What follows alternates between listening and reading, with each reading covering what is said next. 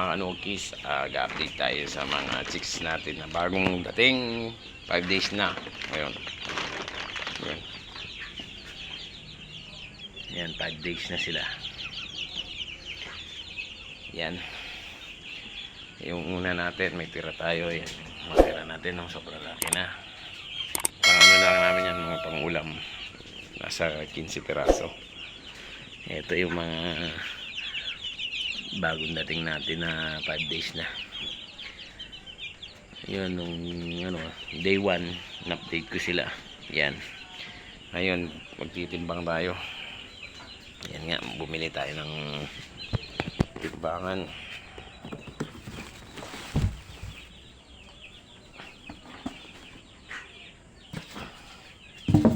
Yan,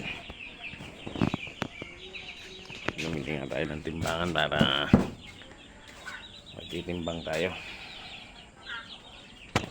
5 days. Ano lang to, class B. Hindi ako bumili ng class A ngayon kasi parang pareho lang eh. Yan, sa pag-aalaga lang. Dari, ayusin natin. Kasi yan palang business namin, no? Ayan, kulungan ng cage. Yan, kaya sandali nagawa ko ng kulungan. Titimbang tayo ano, lumpia. Yan, binili natin sa ano,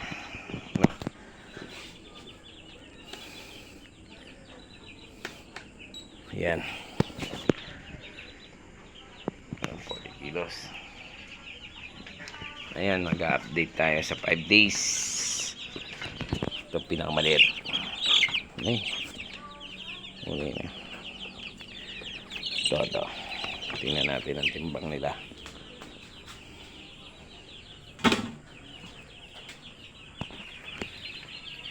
Yan, 2.226.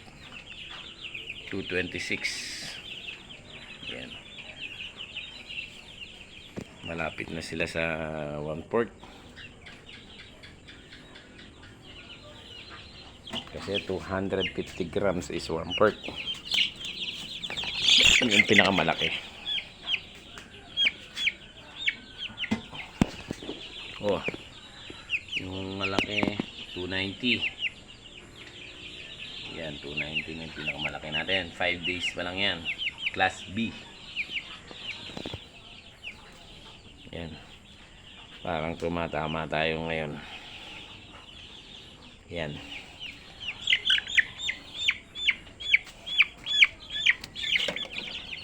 yun ba, may halo pang sisiw na bibe para tumaba ng to. Kaya sa 5 days tumama tayo.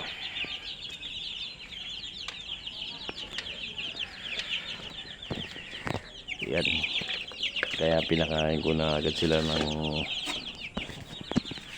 ano, 2 days ko lang silang binus, ano eh, binayo 100, 1,000 yung Integra 1,000. 2 days ko lang sila binanatan.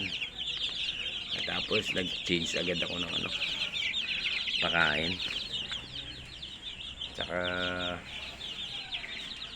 ang vitamin nila, ano,